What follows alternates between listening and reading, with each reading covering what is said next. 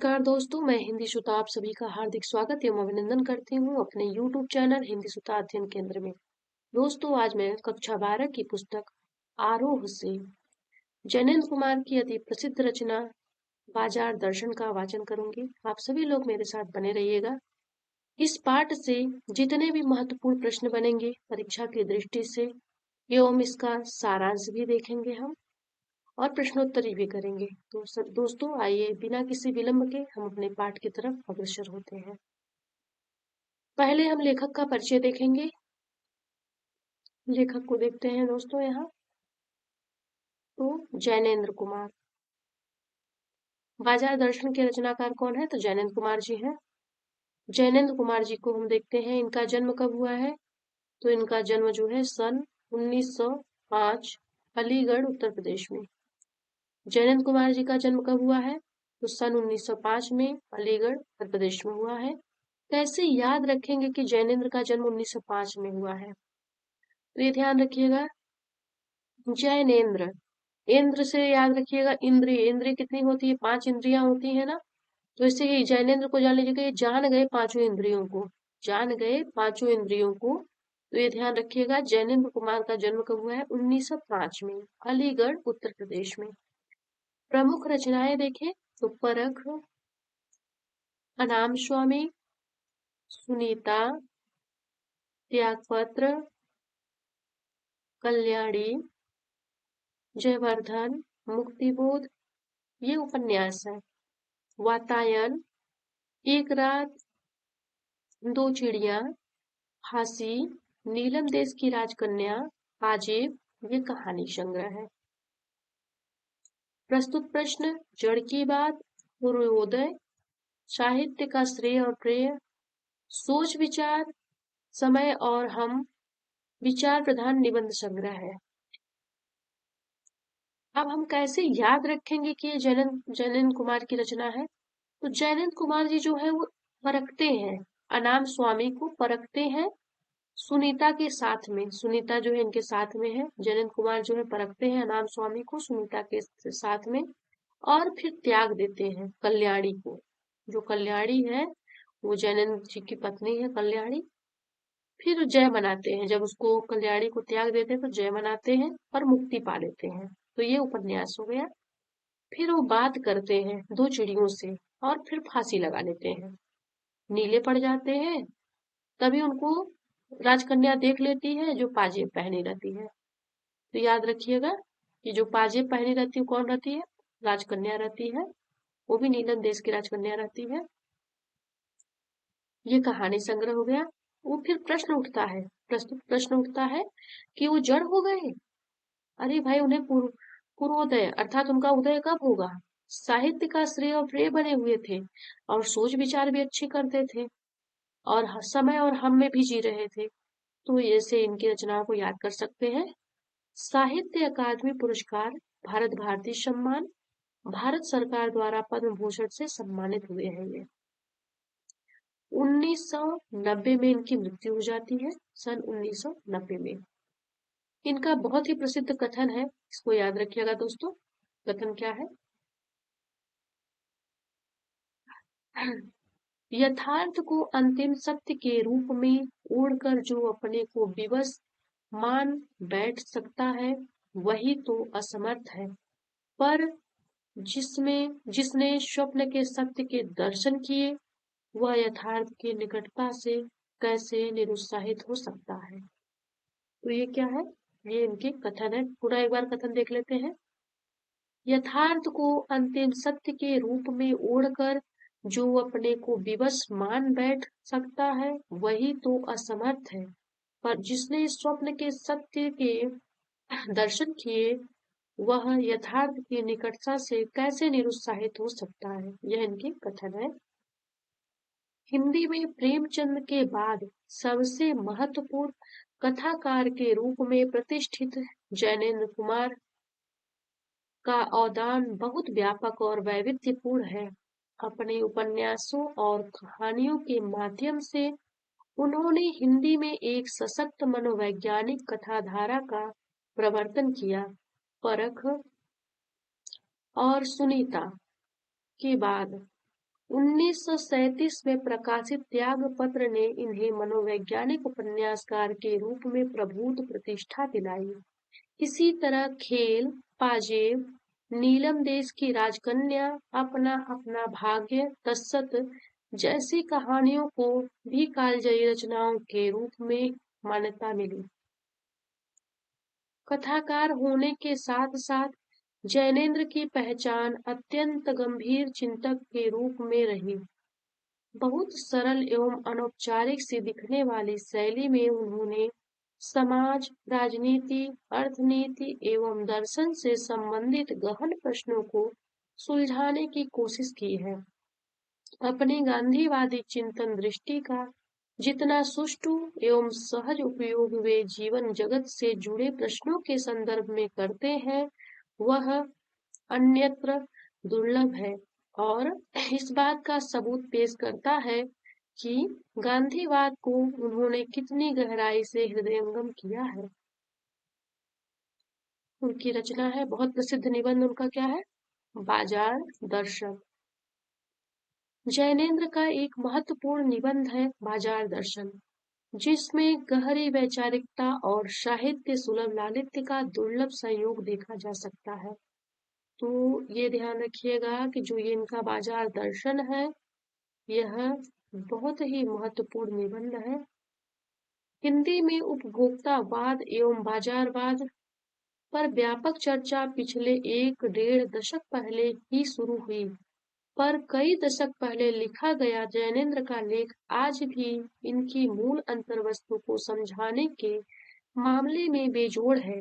वे अपने परिचितों, मित्रों से जुड़ अनुभव बताते हुए यह स्पष्ट करते हैं कि बाजार की जादुई ताकत कैसे हमें अपना गुलाम बना लेती है।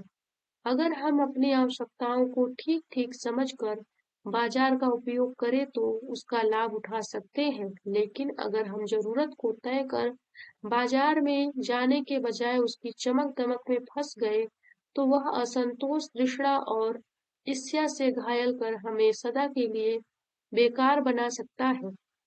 इस मूल भाव को जैनेंद्र कुमार ने भली भांति से समझाने की कोशिश की है, कहीं दार्शनिक अंदाज में तो कहीं किस्सागो की तरह। इसी क्रम में केवल बाजार का पोषण करने वाले अर्थशास्त्र को उन्होंने अनीति शास्त्र बताया है। आइए हम वाचन करते हैं बाजार दर्शन। एक बार की बात कहता हूँ, मित्र बाजार गए तो थे कोई एक मामूली चीज लेने, पर लौटे तो एकदम बहुत से बंडल पास थे। मैंने कहा, यह क्या? बोले, यह जो साध थी। उनका आशय था कि यह पत्नी की महिमा है। उस महिमा का मैं कायल हूँ। आदिकाल से इस विषय में पति से पत्नी की ही प्रमुखता प्रमाणित है और यह व्यक्तित्व का प्रश्न नहीं, स्त्रीत्व का प्रश्न है। स्त्री माया न जोड़े तो क्या मैं जोड़ूं? फिर भी सच सच है, और वह यह कि इस बात में पत्नी की ओट ली जाती है। मूल में एक और तत्व की महिमा सविशेष है। वह तत्व है मनी बैग, अर्थात पैसे की गर्मी या एनर्जी। मनी बैग का तात्पर्य क्या है? पैसे की गर्मी या एनर्जी। पैसा पावर है, पर उसके सबूत में आस-पास माल टाल न जमा हो तो क्या वह खाक पावर है? पैसे को देखने के लिए बैंक हिसाब देखिए, पर माल, असबाब, मकान, कोठी को अनदेखे भी दिखते हैं। पैसे की उस परचेजिंग पावर के प्रयोग में ही पावर का रस है। लेकिन नहीं, लोग सहमी भी होते हैं। वे फिजूल सामान को फिजूल समझते हैं। वे पैसा बहाते नहीं और बुद्धिमान होते हैं। बुद्धि और संयम पूर्वक वह पैसे को जोड़ते जाते हैं। वह पैसे की पावर को इतना निश्चय समझते हैं कि उसके प्रयोग की परीक्षा उन्हें दरकार नहीं, बस खुद पैसे के जुड़ा होने पर उनका मन गर्व से भरा फूला रहता है। मैंने कहा, यह कितना सामान ले आए? मित्र ने सामने मनी बैग फैला दिया। कहा, यह देखिए, सब उड़ गया। अब जो रेल टिकट के लिए भी बचा हो। मैंने तब तय माना कि और पैसा होता और सामान आता। वह सामान जरूरत की तरफ देखकर नहीं आया, अपनी परचेजिंग पावर के अनुपात में आया है। लेकिन ठहरिए, इस सिलसिले में एक और भी महत्व का तत्व है जिसे नहीं भूलना चाहिए। उसका भी इस कर्तव्य में बहुत कुछ हाथ है। वह महत्व है बाजार। मैंने कहा, यह इतना कुछ नाहक ले आए? मित्र बोले, कुछ न पूछो, बाजार है कि शैतान का जाल है। ऐसा सजा सजा कर माल रखते हैं कि बेहया ही हो जो न फंसे। तो ये ध्यान रखिएगा, ये कहते हैं कि बाजार है कि शैतान का जाल है। मैंने मन में कहा, ठीक, बाजार आमंत्रित करता कि आओ मुझे लूटो और लूटो। सब भूल जाओ, मुझे देखो, मेरा रूप और किसके लिए है? मैं तुम्हारे लिए हूँ। नहीं, कुछ चाहते हो तो भी देखने में क्या हर्ज है? अजी आओ भी। इस आमंत्रण में यह खूबी है कि आग्रह नहीं है।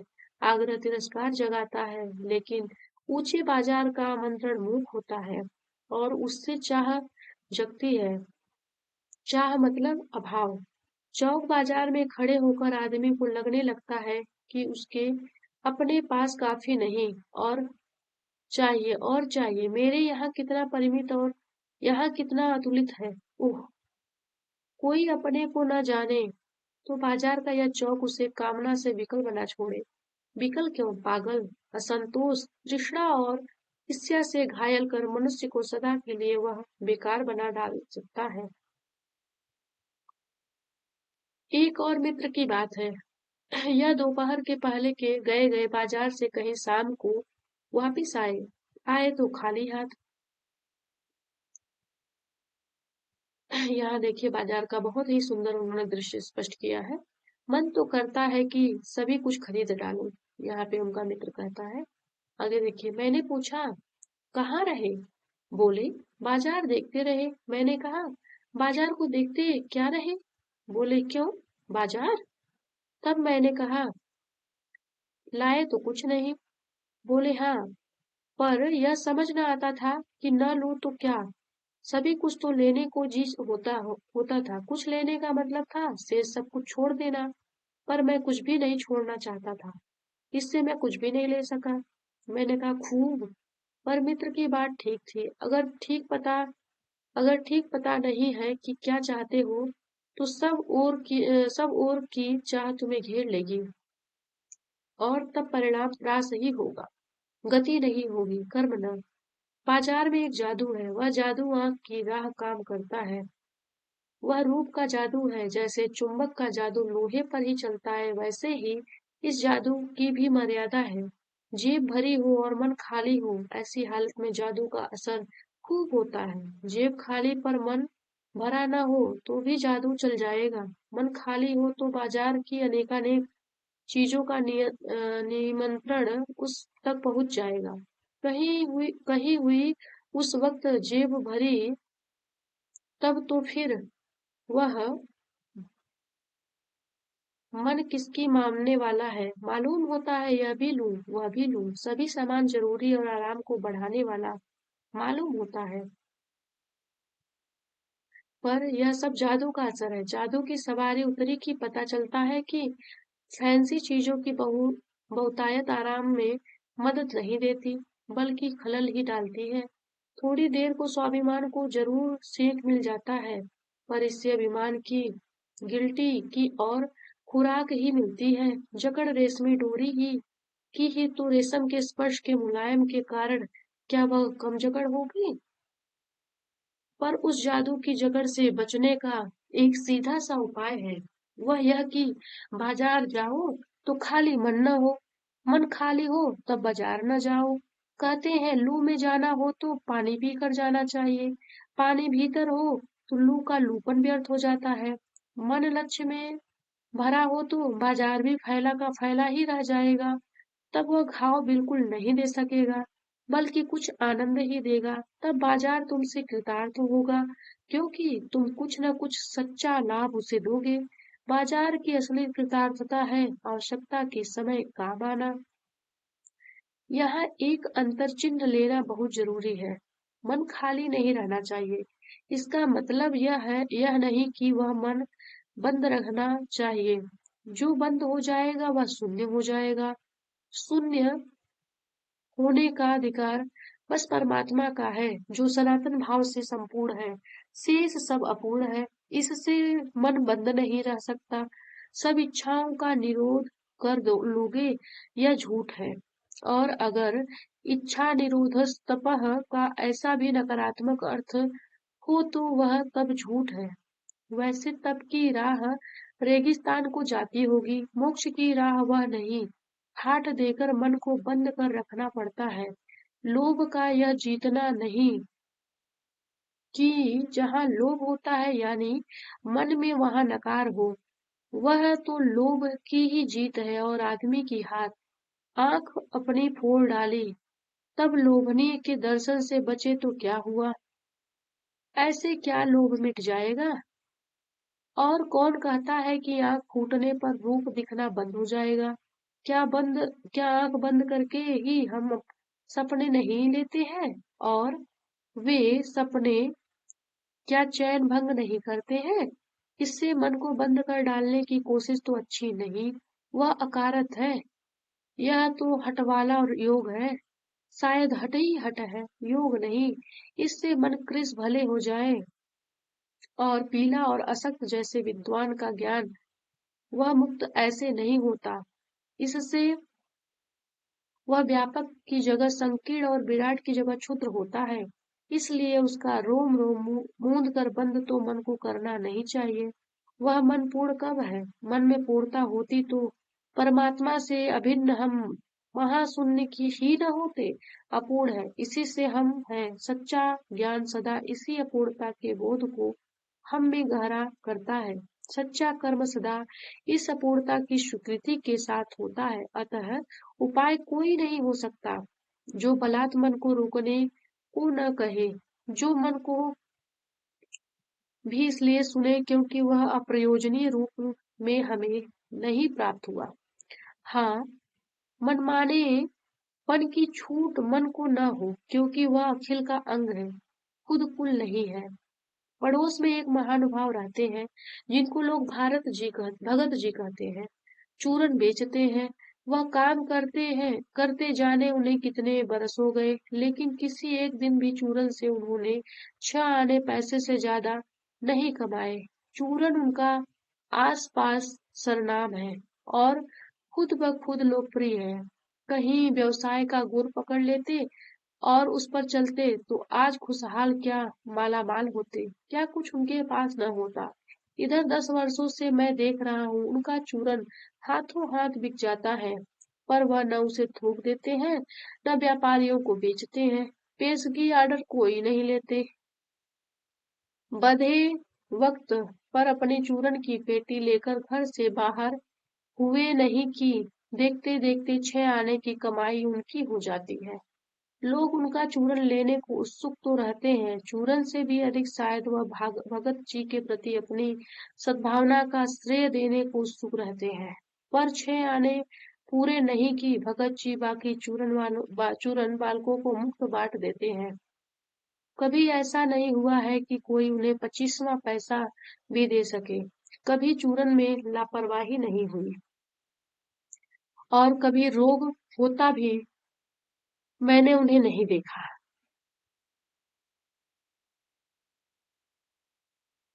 नहीं देखा है, आगे देखते हैं। और तो नहीं, लेकिन इतना मुझे निश्चय मालूम होता है कि इन चूरन वाले भगत जी पर बाजार का जादू नहीं चल सकता।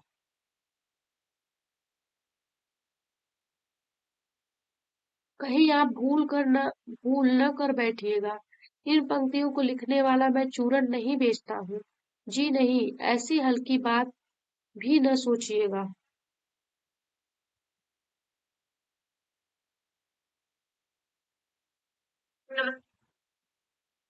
इन न सोचिएगा। यह समझिएगा कि लेख के किसी भी मान्य पाठक से उस चूरन वाले को श्रेष्ठ बताने की मैं हिम्मत कर सकता हूँ। क्या जाने उस भोले आदमी को अक्षर ज्ञान तक भी है या नहीं।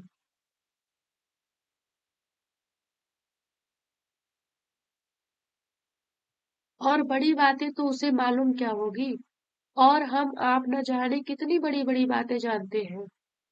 इससे यह तो हो सकता है कि वह चूरन वाला भगत हम लोगों के सामने एकदम नाचीज आदमी हो, लेकिन आप पाठकों की विद्वान श्रेणी का सदस्य होकर भी मैं यह स्वीकार नहीं करना चाहता हूँ कि उस अपराध प्राणी अपदार्थ प्राणी को वह प्राप्त है जो हम में से बहुत कम को शायद प्राप्त है। उस पर बाजार का जादू वार नहीं कर पाता। माल बिछा रहता है और उसका मन अडिग रहता है।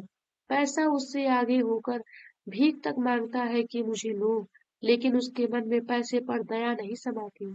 वह निर्मम व्यक्ति पैसे को अपने आहत गर्व में बिलकता ही छोड़ देता है। ऐसे आदमी के आगे क्या पैसे की व्यंग शक्ति कुछ भी चलती होगी।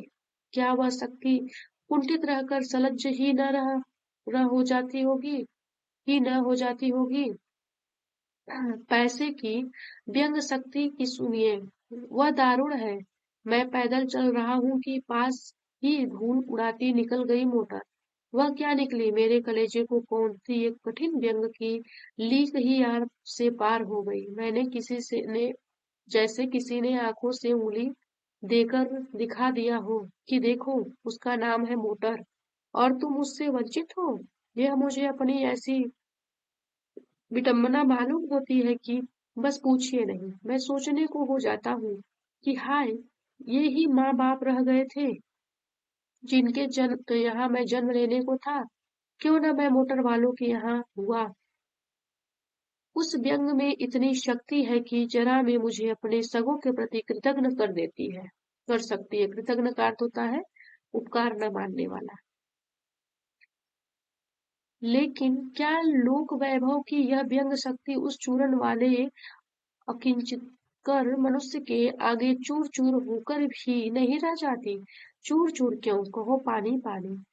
तो वह क्या बल है जो इस तीखे व्यंग के आगे ही अजय ही नहीं रहता, बल्कि मानव उस व्यंग की क्रूरता को ही पिघला देता है। उस बल को नाम जो दो, पर वह निश्चय उस स्थल की वस्तु नहीं जहाँ पर संसारी वैभव फलता फूलता है। वह कुछ अपर जाति का तत्व है। लोग स्पिरिचुअल कहते हैं, आत्मिक, धार्मिक, नैतिक कहते हैं। मुझे योग्यता नहीं कि मैं उन शब्दों में अंतर देखूं और प्रतिपादन करूं। मुझे शब्द से सरोकार नहीं। मैं विद्वान नहीं कि शब्दों पर अटकूं, लेकिन इतना तो है कि जहाँ तृष्णा है, बटोर रखने की स्पृहा है, वहाँ उस बल का बीज नहीं नहीं है। बल्कि यदि उसी बल को सच्चा बल मानकर बात की जाए तो कहना होगा कि संचय संचय की तृष्णा और वैभव की चाह में व्यक्ति की निर्बलता ही प्रमाणित होती है। निर्बल ही धन की ओर झुकता है। निर्बल में कौन सी संधि है आप लोग बताइएगा मुझे। वह बलता है। वह मनुष्य पर धन की और चेतन पर जड़ की विजय है। एक बार चूरन वाले भगत जी बाजार चौक में दिख गए। मुझे देखते ही उन्होंने जय जय राम किया। मैंने भी जय राम कहा। उनकी आंखें बंद नहीं थी और न उस समय वह बाजार को किसी भांति कोस रहे मालूम होते थे। राह में बहुत लोग, बहुत बालक मिले तो मिले जो भगत जी द्वारा पहचाने जाने के इच्छुक थे। भगत जी ने सबको ही हंसकर पहचाना, सबका अभिवादन लिया और सबको अभिवादन किया। इससे तनिक भी यह नहीं कहा जा सकेगा कि चौक बाजार में होकर उनकी आंखें किसी से भी कम खुली थी, लेकिन भौचक्के हो रहने की लाचारी उन्हें नहीं थी। व्यवहार में पसोपेश उन्हें नहीं था और खोए से खड़े नहीं वह रह जाते थे। भांति भांति के बढ़िया माल से चौक भरा पड़ा है। उस सबके प्रति अप्रीति इस भगत के मन में नहीं है, जैसे उस समूचे माल के प्रति भी उनके मन में आशीर्वाद हो सकता है, विद्रोह नहीं। प्रसन्नता ही भीतर भीतर है, क्योंकि कोई रिक्त भीतर नहीं है। देखता हूँ कि खुली या तुष्ट और मन मग्न वह चौक बाजार में से चलते चले आते हैं जाते हैं। राह में बड़े बड़े फैंसी स्टोर पड़ते हैं, पर पड़े रह जाते हैं। कहीं भगत नहीं रुकते, रुकते हैं तो एक छोटी पंसारी की दुकान पर रुकते हैं। वहां दो चार अपने काम की चीज ली और चले आते हैं। बाजार से हट पूर्वक विमुखता उनमें नहीं है, लेकिन अगर उन्हें जीरा और काला नमक चाहिए तो सारे चौक बाजार की सत्ता उनके लिए तभी तक है तभी तक उपयोगी है जब तक वहां जीरा मिलता है। जरूरत भर जीरा वहां से ले लिया कि फिर सारा चौक उनके लिए आसानी से नहीं के बराबर हो जाता है। वह जानते हैं कि जो उन्हें चाहिए वह है जीरा नमक, बस। इस निश्चित प्रतीति के बल पर शेष सब चांदनी चौक का आमंत्रण उन पर व्यर्थ होकर बिखरा रहता है। चौक की चांदनी दाएं बाएं भूखी फैली रह जाती है, क्योंकि भगत जी को जीरा चाहिए। वह तो कोने वाली पंसारी की दुकान से मिल जाता है और वहां से सहज भाव में ले लिया गया है। इसके आगे आस-पास अगर चांदनी बिछी रहती है तो बड़ी खुशी से बिछी रहे। भगत जी से बेचारी का कल्याण जी चाहते हैं। यहाँ मुझे ज्ञात होता है कि बाजार को सार्थकता है भी वही मनुष्य देता है जो जानता है कि वह क्या चाहता है, और जो नहीं जानते कि वे क्या चाहते हैं, अपनी परचेजिंग पावर के गर्व में अपने पैसे से केवल एक विनाशक शक्ति, शैतानी शक्ति, व्यंग की शक्ति ही बाजार को देते हैं। न तो वे बाजार से लाभ उठा सकते हैं, न उस बाजार को सच्चा लाभ दे सकते हैं। वे लोग बाजार का बाजारूपन बढ़ाते हैं, जिसका मतलब है कि कपट बढ़ाते हैं। कपट की बढ़ती का अर्थ परस्पर में सद्भाव की घटी। इस सद्भाव के ह्रास पर आदमी आपस में भाई भाई और सुहृद और पड़ोसी फिर रह ही नहीं जाते, और आपस में कोरे ग्राहक और बेचक की तरह व्यवहार करते हैं, मानो दोनों एक दूसरे को ठगने की घात में हो। एक की हानि में दूसरे का अपना लाभ दिखता है, और यह बाजार का बल्कि इतिहास का सत्य माना जा सकता है। जैसे ऐसे बाजार को बीच में लेकर लोगों में आवश्यकताओं का आदान प्रदान नहीं होता, बल्कि शोषण होने लगता है। तब कपट फसल होता है, निष्कपट शिकार होता है। ऐसे बाजार मानवता के लिए विडंबना है, और जो ऐसे बाजार का पोषण करता है, जो उसका शास्त्र बना हुआ है, वह अर्थशास्त्र सरासर औंधा है। वह मायावी शास्त्र है, वह अर्थशास्त्र अनीति शास्त्र है। तो दोस्तों, इस प्रकार जो है यह बाजार दर्शन नामक जो पाठ है यह यहाँ समाप्त होता है। आइए इससे कुछ प्रश्नोत्तरी कर लेते हैं। जो महत्वपूर्ण प्रश्नोत्तरी है उसको देख लेते हैं। पहला प्रश्न है, बाजार का जादू चढ़ने और उतरने पर मनुष्य क्या क्या असर। एक मिनट दोस्तों। बाजार का जादू चढ़ने और उतरने पर मनुष्य पर क्या क्या असर पड़ता है। तो पहले प्रश्न को देखते हैं। बाजार का जादू चढ़ने पर मनुष्य अनावश्यक वस्तुओं का संग्रह करने लगता है। इन अधिकाधिक वस्तुओं के संग्रह से मनुष्य समाज में अकेला पड़ने लगता है। इससे झूठ कपट धोखा बढ़ता है। व्यक्ति जादू के इस सम्मोहन में अपनी विवेक शक्ति खो देता है, लेकिन जब वह जादू उतरता है तो व्यक्ति संयमशील हो जाता है। वह केवल अपनी जरूरत का सामान खरीदने बाजार में जाता है और शैतान के जाल में अपने आप फंसने से बचाता है। चाह और तृष्णा समाप्त हो जाती है और व्यक्ति शांति से अपना जीवन व्यतीत कर लेता है। बाजार में भगत जी के व्यक्तित्व का कौन सा सहज पहलू उभर कर आता है क्या आपकी नजर में उसका आचरण समाज में शांति स्थापित करने में मददगार हो सकता है? दूसरा प्रश्न है ये। आइए देखते हैं दूसरे प्रश्न का उत्तर है। भगत जी केवल अपनी जरूरत के अनुसार कमाते हैं तथा उसे खर्च करते हैं। उनमें संचय की प्रवृत्ति नहीं है। उनका अपने मन पर नियंत्रण है। भगत जी का यह आचरण हमारे समाज में शांति स्थापित करने में मददगार हो सकता है। दिखावे की प्रवृत्ति समाज में असंतोष, कपट, शोषण को बढ़ाती है। पैसे की पावर बाजार में व्यंग शक्ति का पोषण करती है। व्यक्ति जब जरूरत से ज्यादा अनावश्यक वस्तुएं अपने आस-पास इकट्ठी कर लेता है तो उसका समाज से लगाव हट जाता है। व्यक्ति असहमी हो जाता है। इन सभी परिस्थितियों में भगत जी का व्यक्तित्व समाज के लिए अनुकरणीय है और शांति स्थापना में सहायक सिद्ध होगा। आगे देखते हैं प्रश्न। तीसरा प्रश्न क्या है? तो तीसरा प्रश्न है, बाजारूपन से क्या तात्पर्य है? किस प्रकार के व्यक्ति बाजार को सार्थकता प्रदान करते हैं अथवा बाजार की सार्थकता किसमें है? तो इसका उत्तर देखते हैं।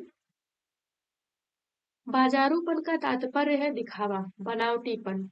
बाजार का नियम है ज्यादा से ज्यादा लाभ कमाना, अधिक सामान बेचना। यह सब उसकी चमक दमक पर निर्भर करता है। ग्राहक को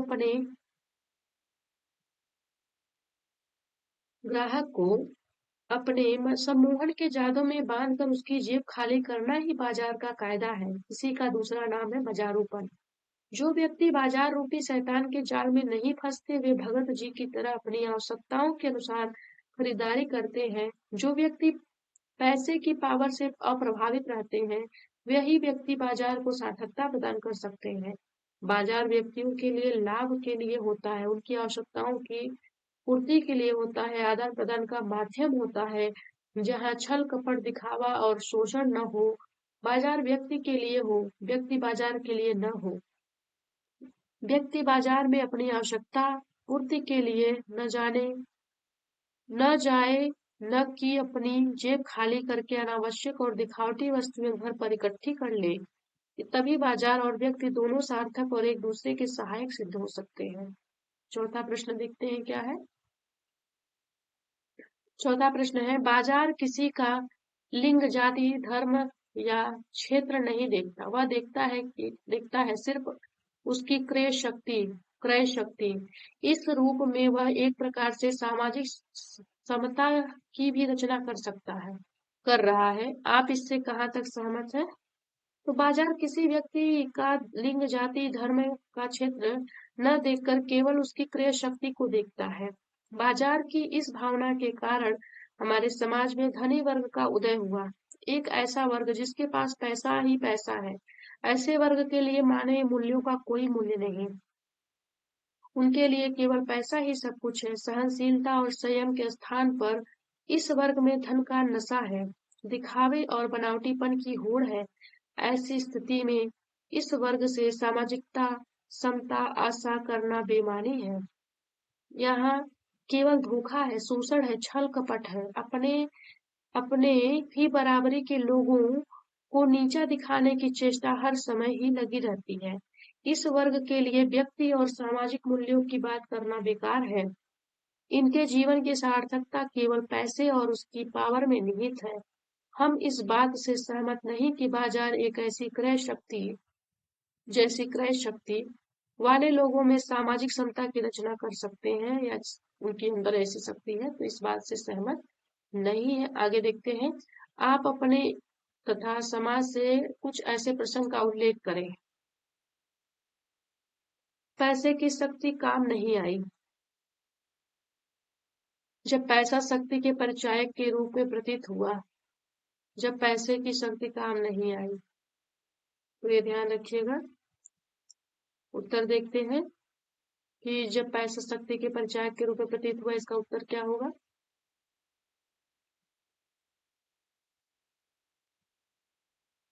व्यक्ति जब कोई भी नहीं और ऐशो आराम की वस्तु खरीदता है तो समाज पर उस व्यक्ति के पैसे की जो पावर दिखाई देती है। व्यक्ति जितनी महंगी और बड़ी वस्तु खरीदता है, समाज में उसका उतना ही कद बड़ा होता है। पैसा शक्ति का परिचायक बन जाता है। जब पैसे की शक्ति काम नहीं आई, ख का देखते हैं उत्तर। पैसे से आप इस संसार की कोई भी वस्तु खरीद सकते हैं, लेकिन जब आप किसी का विश्वास और प्रेम प्राप्त करने की बात आती है, किसी व्यक्ति के ईमान और सिद्धांत खरीदने की बात आती है, तो उस समय अधिकतर पैसे की शक्ति काम नहीं आती, क्योंकि प्यार को प्यार तथा विश्वास को विश्वास से ही प्राप्त किया जा सकता है, पैसे से नहीं। पाठ के आसपास में देखते हैं बाजार दर्शन। पाठ में बाजार जाने या न जाने के संदर्भ में मन की कई परिस्थितियों का जिक्र आया है। इन परिस्थितियों से जुड़े अपने अनुभवों का वर्णन कीजिए। मन खाली हो। मन खाली हो से तात्पर्य क्या है, यहाँ देख लेते हैं। जब मनुष्य का मन खाली हो अर्थात मन में बाजार के किसी सामान को खरीदने की इच्छा न हो, तो मनुष्य बाजार में घूमकर बिना कुछ खरीदे ही वापिस आ जाता है।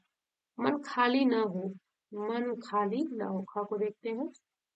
ख क्या है, मन खाली न हो। जब मन खाली न हो अर्थात मन में बाजार से खरीदारी की इच्छा हो, तब व्यक्ति पैसे न होने पर भी उधार लेकर भी बाजार से सामान खरीद कर लाता है। मन खाली न होने पर बाजार की सभी वस्तुएं मनुष्य को लुभाती हैं। मन बंद हो। मन बंद हो से तात्पर्य क्या है, ग को देखते हैं।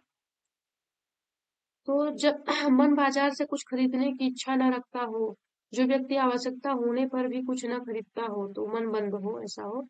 मन में नकार हो, तो इसका तात्पर्य है अगर मन नकार दे, तो चाहे कोई चीज कितनी भी उपयोगी हो, कम पैसे की हो, लेकिन व्यक्ति उसे नहीं खरीदेगा। अगला प्रश्न देखते हैं। बाजार दर्शन पाठ में किस प्रकार के ग्राहकों की बात हुई है? आप स्वयं को किस श्रेणी का ग्राहक मानते या मानती हैं? प्रश्न दूसरा यह है, तो इसको देख लेते हैं। बाजार दर्शन पाठ में ग्राहक बाजार से आवश्यकता से अधिक सामान खरीद कर लाता है और दूसरा बाजार जाकर भी बाजार देखने के बाद बिना कुछ खरीदे ही वापिस आ जाता है। हम स्वयं को इन दोनों में किसी भी श्रेणी का ग्राहक नहीं मानते, क्योंकि अनावश्यक सामान को खरीदना धन का अपव्यय है। दूसरी बात अगर करें तो दूसरा आवश्यकता होने पर भी बाजार की कोई वस्तु न पसंद करता है, न समय का व्यय। तो हम आवश्यकता अनुसार ही बाजार जाएंगे और अच्छी तरह जांच कर सामान खरीद कर लाएंगे।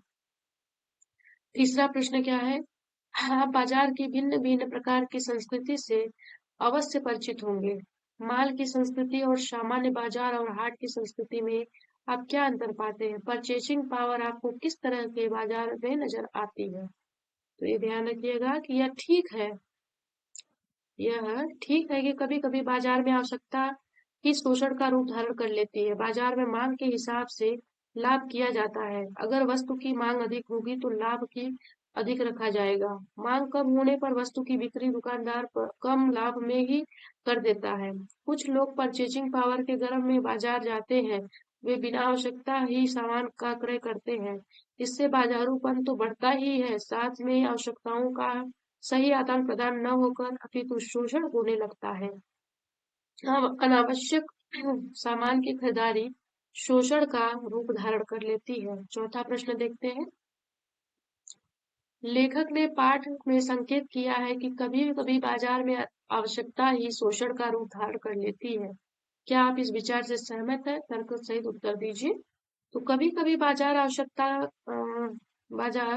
आवश्यकता ही शोषण का रूप धारण कर लेती है, विचार पूर्णतः सही है, क्योंकि जब बाजार में वस्तु कम हो और खरीदने वाले अधिक हो अर्थात मांग अधिक और पूर्ति कम हो, तब अवश्य ही ग्राहक का शोषण होता है। दुकानदार अधिक पूर्ति मांग होने पर अधिक दाम में ग्राहक का अपना माल बेचता है, अतः इस प्रकार ग्राहकों का निरंतर शोषण होता है। अगला प्रश्न देखते हैं, पांचवा। स्त्री माया न जोड़े, यहाँ माया शब्द किस ओर संकेत कर रहा है? स्त्रियों द्वारा माया जोड़ना प्रकृति प्रदत्त नहीं बल्कि परिस्थिति वश है। वे कौन सी परिस्थितियां हैं जो स्त्री को माया जोड़ने के लिए विवश कर देती हैं? स्त्री माया न जोड़े में माया शब्द धन और मोह दोनों की ओर संकेत कर रहा है। स्त्री को धन का मोह और परिवार का मोह दोनों ही होता है। स्त्रियों का माया न जोड़ना प्रकृति प्रदत्त है। स्त्रियों का स्वभाव ही पुरुष की अपेक्षा धन के प्रति अधिक संकोची, कंजूस तथा परिवार के प्रति अधिक समर्पित होता है। परिवार की विपरीत परिस्थितियों में, जैसे घर में बीमारी, परिजन पर मुसीबत आने तथा अन्य अप्रिय घटनाओं के घटने पर स्त्रियां धन का मोह छोड़ देती हैं, लेकिन परिवार का मोह नहीं छोड़ सकती, ये पूर्ण कर सकते हैं। आगे देखते हैं आपसदारी में क्या है। जरूरत भर जीरा वहां से ले लिया कि फिर सारा चौक उसके लिए आसानी से नहीं के बराबर हो जाता है। भगत जी की इस संतुष्ट निष्क्रियता की कबीर की इस सूक्ति से तुलना कीजिए। चाह गई चिंता गई मनुआ बेपरवाह, जाके कछु न चाहिए सो सहज साह। ये कबीर की पंक्ति है, पुनः फिर से देख लीजिए क्या है। चाह गई चिंता गई मनुआ बेपरवाह, जाके कछु न चाहिए सो सहंसाह। ये देखिएगा कबीरदास जी का आशय है कि जिस व्यक्ति की इच्छा शक्ति समाप्त हो जाती है, वह काम, क्रोध, मोह, लोभ, अहंकार, इन पांचों विकारों की चाह नहीं करता। उनकी सभी चिंताएं समाप्त हो जाती है, वह मस्ती में निश्चिंत जीवन यापन करता है, वही राजाओं का राजा है, अर्थात वही सबसे सुखी और संपन्न प्राणी है। यहाँ देखिएगा विजयदान देथा की कहानी दुविधा, बहुत प्रसिद्ध है विजयदान देथा की कहानी दुविधा, जिस पर पहली फिल्म बनी है। पहली फिल्म जो है दुविधा पे बनी है, कि अंश को पढ़कर आप देखेंगी कि भगत जी की संतुष्ट जीवन दृष्टि की तरह ही गडेरिया की जीवन दृष्टि है। इससे आपके भीतर क्या भाव जगते हैं। गडेरिया बगैर कहे ही उसके दिल की बात समझ गया, पर अंगूठी कबूल नहीं। काली दाढ़ी के बीच पीले दांतों की हंसी हंसते हुए बोला, मैं कोई राजा नहीं हूँ जो न्याय की कीमत वसूल करूं। मैंने तो अटका काम निकाल दिया और यह अंगूठी मेरे लिए काम की है। न यह अंगुलियों में आती है, न तड़े में। मेरी भेड़ें भी मेरी तरह गवार है, घास तो खाती है पर सोना सूंघती तक नहीं। बेकार की वस्तुएं तुम अमीरों को ही शोभा देती है। तो ये विजय दान देथा की कहानी है, कहानी का अंश है। क्या कहानी? दुविधा। दुविधा कहानी का अंश था। आगे देखिए, बाजार पर आधारित लेख नकली सामान पर नकेल जरूरी का अंश पढ़िए और नीचे दिए गए बिंदुओं पर कक्षा में चर्चा कीजिए। इसकी आवश्यकता नहीं है। नकली सामान के खिलाफ जागरूकता के लिए आप क्या कर सकते हैं, इसको भी स्पष्ट कर सकते हैं।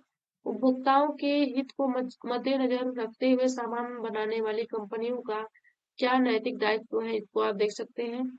ब्रांडेड वस्तु को खरीदने के पीछे छिपी मानसिकता को उजागर कीजिए, ये भी आपकी स्पष्टीकरण को हो सकता है।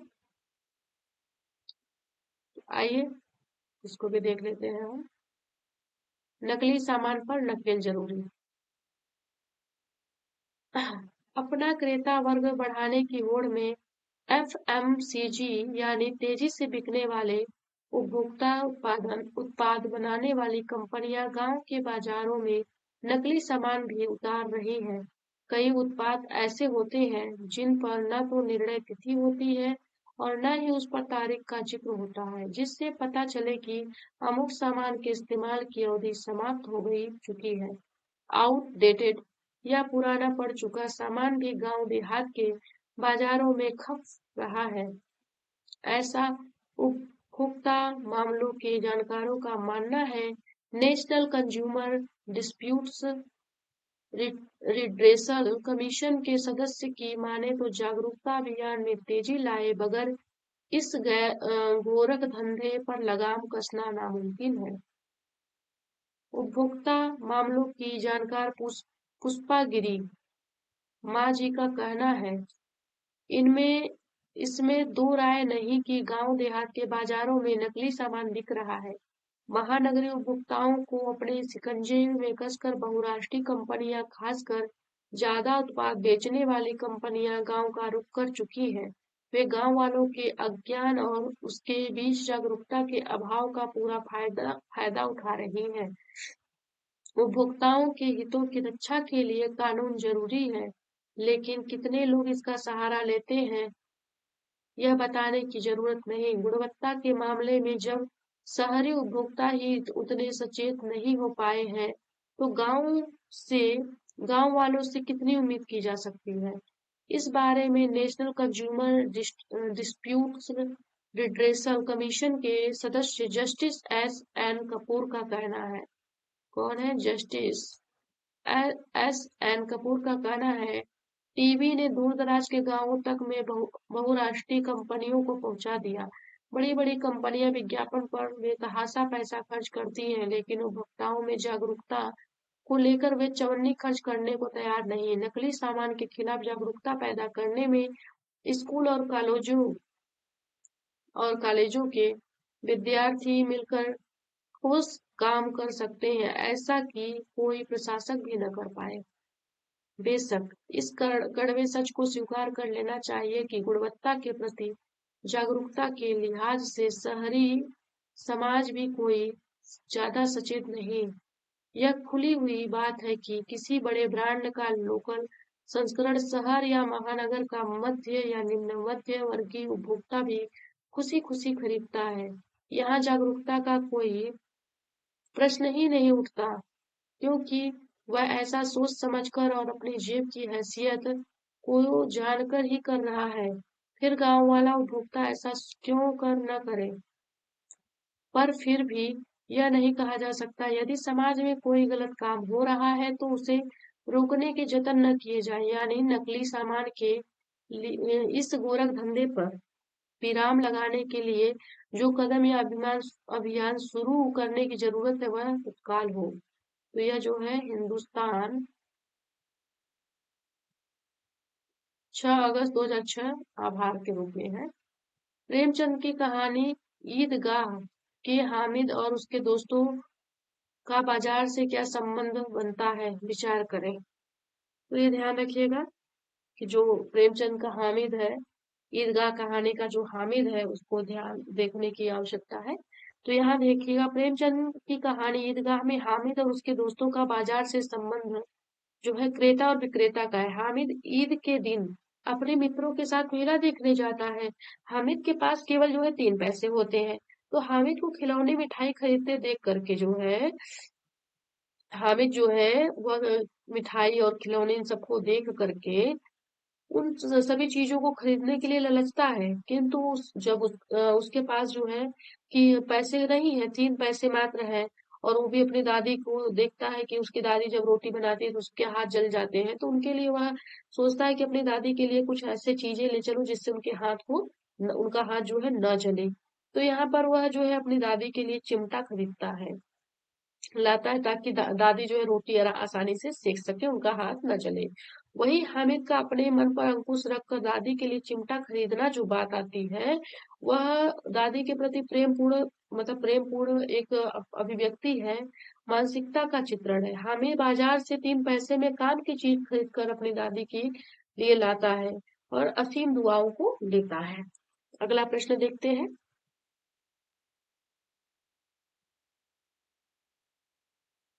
विज्ञापन की दुनिया। आपने समाचार पत्रों, टीवी आदि पर अनेक प्रकार के विज्ञापन देखे होंगे, जिसमें ग्राहकों को हर तरह से लुभाने का प्रयास किया जाता है। नीचे लिखे बिंदुओं के संदर्भ में किसी एक विज्ञापन की समीक्षा कीजिए। यह भी लिखिए कि आपको विज्ञापन की किस बात से सामान खरीदने के लिए प्रेरित किया गया। तो ये ध्यान रखिएगा कि इसको आप स्पष्ट कर सकते हैं। आगे देखते हैं।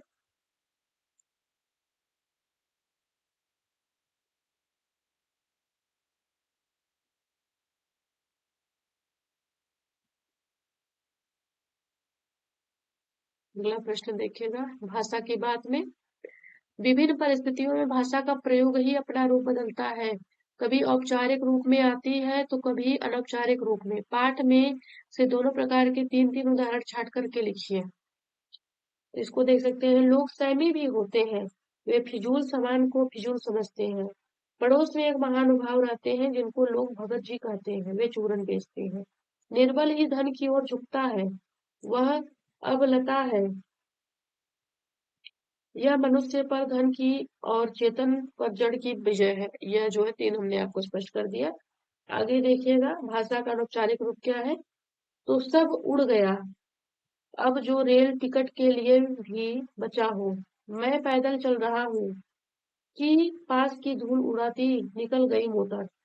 क्या जाने उस भोले आदमी को अक्षर ज्ञान तक भी नहीं। यह जो है स्पष्टीकरण है। आगे देखिएगा प्रश्न। पाठ में अनेक वाक्य ऐसे हैं जहां लेखक अपनी बात कहता है, कुछ ऐसे वाक्य जहां वह पाठक वर्ग को संबोधित करता है। सीधे तौर पर पाठ को संबोधित करने वाले 5 वाक्यों को छांटिए और सोचिए कि ऐसे संबोधन पाठक से बचना पढ़ना ले पढ़वा पढ़वा लेने में मददगार होते हैं। तो इसको देखते हैं। लेखक ने कई प्रसंगों में अपनी बात स्वयं कहकर पाठक को सीधे तौर पर संबोधित किया है। ऐसे संबोधन से पाठक लगातार अपने पाठकों लेखक से जुड़ा हुआ अनुभव करता है। पाठकों को रुचि लेख को पढ़ने में बनी रहती है। निम्नलिखित ऐसे वाक्य निम्नलिखित मिलेंगे जो पाठक को सीधे तौर पर संबोधित करते हैं, जैसे लेकिन ठहरिए। दूसरा देखिए, अगर ठीक पता नहीं तो क्या चाहते हो सब और की चाह तुम्हें घेर लेगी। तीसरा अगर देखें तो कहीं आप भूल कर न बैठिएगा। चौथा देखिए, ऐसी हल्की बात न सोचिएगा। पांचवा देखिए, पैसे ही की व्यंग शक्ति की सुनिए। अगला प्रश्न है, पैसा पावर, नीचे दिए गए वाक्य को पढ़िए। पैसा पावर है। पैसे की इस परचेसिंग पावर के प्रयोग में ही पावर का रस है। मित्र ने अपने मनी बैग फैला दिए। पेशगी आर्डर कोई नहीं दे देते। ऊपर दिए गए इन वाक्यों की संरचना हिंदी भाषा की है, लेकिन वाक्यों में एक आध शब्द अंग्रेजी भाषा के हैं। इस तरह के प्रयोग को कोड मिसिंग कहते हैं। कोड मिसिंग किसको कहते हैं? जहाँ पे हिंदी के साथ साथ अंग्रेजी का भी शब्द हो। एक भाषा के शब्दों के साथ दूसरी भाषा के शब्दों का मेलजोल, ये बहुत ही महत्वपूर्ण प्रश्न है, देखिएगा। ऊपर दिए गए इन वाक्यों की संरचना तो हिंदी भाषा की है, लेकिन वाक्यों में एक आध शब्द अंग्रेजी भाषा के आए हैं। इस तरह के प्रयोग को कोड मिसिंग कहते हैं। एक भाषा के शब्दों के साथ दूसरी भाषा के शब्दों का मेलजोल। अब तक आपने जो पाठ पढ़े उसमें से ऐसे कोई 5 उदाहरण चुनकर लिखिए। यह भी बताइए कि आगत शब्दों की जगह उनके हिंदी पर्यायों का ही प्रयोग किया जाए तो संप्रेषणीयता पर क्या प्रभाव पड़ सकता है। तो यहाँ बहुत सारा चीज है। जैसे आप देखिए, परचेसिंग है, मनी बैग है, परचेसिंग है, आर्डर शब्द था, ये सब अंग्रेजी के शब्द है। इनको हम देख सकते हैं। ये सब जो है किसके शब्द है? तो अंग्रेजी के शब्द है। आगे देखिएगा, अगला प्रश्न है, निर्बल जो है धन की ओर झुकता है। इसका जो है इन वाक्यों को ध्यान देते हुए पढ़िए। लोग सहमी भी होते हैं, सभी कुछ लेने की कोशिश होता है।